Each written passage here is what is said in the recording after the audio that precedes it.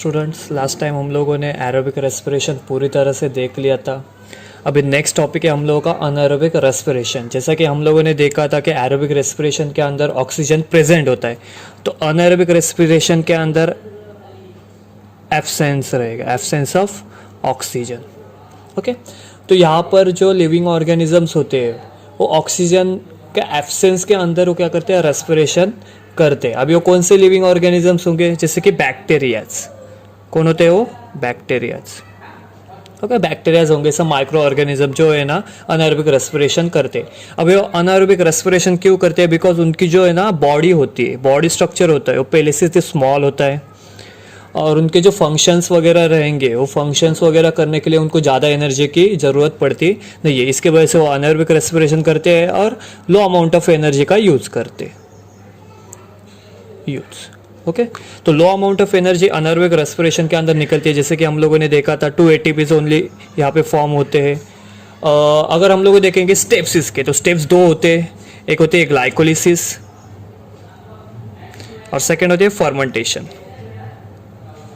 Okay, तो glycolysis same होती है, जैसे कि एरोबिक रेस्पिरेशन के अंदर हम लोगों ने ग्लाइकोलिसिस देखा था, सेम टू सेम ग्लाइकोलिसिस यहाँ पे होती है। बट ग्लाइकोलिसिस यहाँ पे इनकम्प्लीट ऑक्सीडेशन करती है, मतलब कि यहाँ पे ऑक्सीजन पहले से ही नहीं है।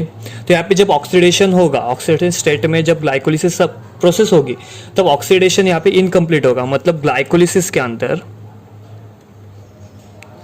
जो ग्लूकोज रहेगा उसका ऑक्सीडेशन कैसा होगा, इनकम्प्लीट,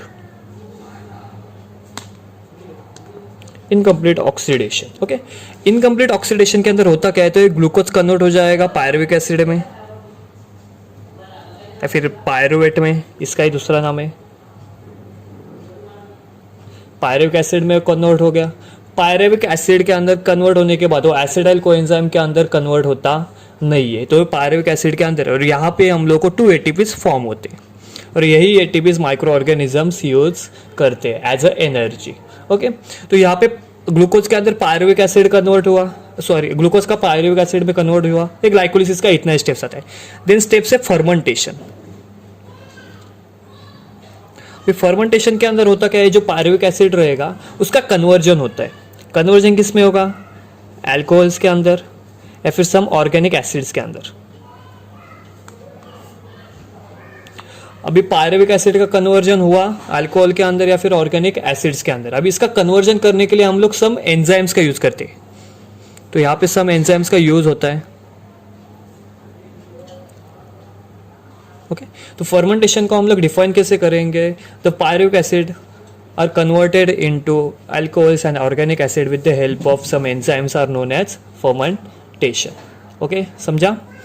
तो ये होता है ग्लाइकोलिसिस एंड फर्मेंटेशन। अब ये करता कौन है, तो हम लोग को पता है अनएरोबिक रेस्पिरेशन माइक्रो ऑर्गेनिजम्स करते हैं। माइक्रो ऑर्गेनिज्म अनएरोबिक रेस्पिरेशन करते हैं, बट कभी कभी जो हायर प्लांट्स है, हायर प्लांट्स एंड एनिमल्स, वो भी क्या करते हैं, अनएरोबिक रेस्पिरेशन करते हैं। बट इन सम केसेस, अभी वो केस कौन से है, lack of oxygen. Lack of oxygen मतलब क्या, ऑक्सीजन की जब मात्रा कम होती है तब some higher plants and animals क्या करते हैं, अनएरोबिक रेस्पिरेशन यूज करते हैं। अभी इसके हम लोग सम एग्जांपल्स देख लेते हैं।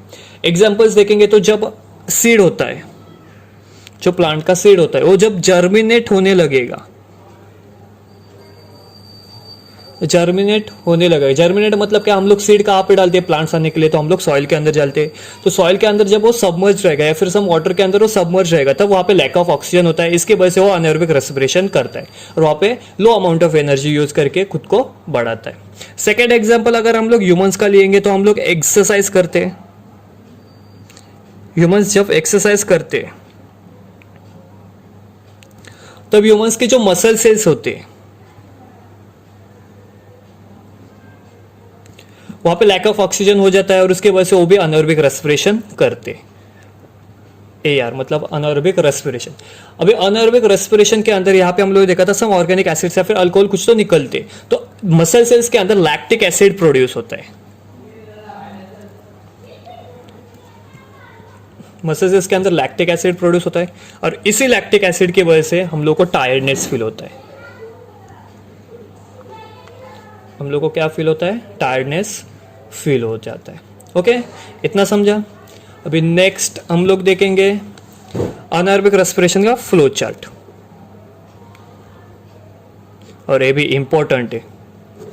ओके, तो अनारोबिक रेस्पिरेशन के अंदर हम लोगों ने देखा था जो ग्लूकोज होता है उसका ही कन्वर्जन होगा। तो ग्लूकोज का फर्स्ट प्रोसेस कौन सा रहेगा? Glycolysis, same. बट यहाँ पे कैसे होता है? इनकम्प्लीट ऑक्सीडेशन होता है ग्लूकोज का।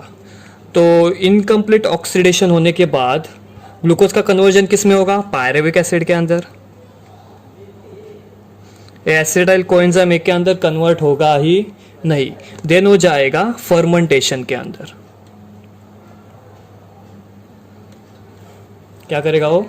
फर्मेंटेशन। अभी फर्मेंटेशन होने के बाद इसका यूजेस हम लोग सम वेरियस एंगल्स के अंदर भी कर सकते हैं। अभी मैं यहाँ पे 3 लेता हूँ। अभी अगर हम लोग है ना बुक के अंदर देखेंगे तो यहाँ पे ग्लाइकोलिसिस के बाद पायरुविक एसिड दिखाया है, पायरुविक एसिड के फर्मेंटेशन, फर्मेंटेशन के बाद 3 प्रोसेस दिखाए। तो वो वाला ही चार्ट रेफर करो, मैं सिर्फ बताने के लिए तुम लोग को बता रहा हूँ, ठीक है।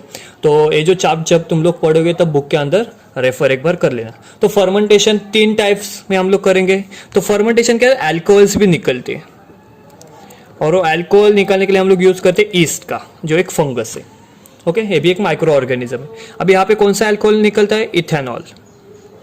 ये याद रखो, आगे यूज होने वाला है हम लोग को। ओके, सेकेंड थिंग अगर हम लोग देखेंगे तो लैक्टिक एसिड देखा हम लोगों ने।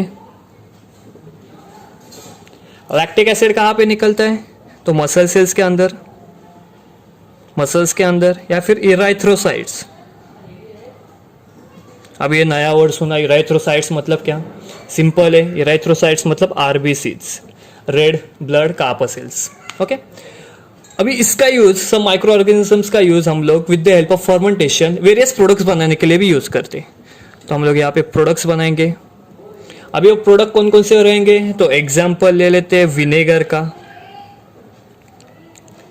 आगे हम लोग पढ़ेंगे कि विनेगर का प्रोडक्शन भी कैसा होता है इन डिटेल के अंदर। सिर्फ अभी एग्जाम्पल क्या है उसका? Vinegar. Vinegar is also type of acid, acidic acid होता है।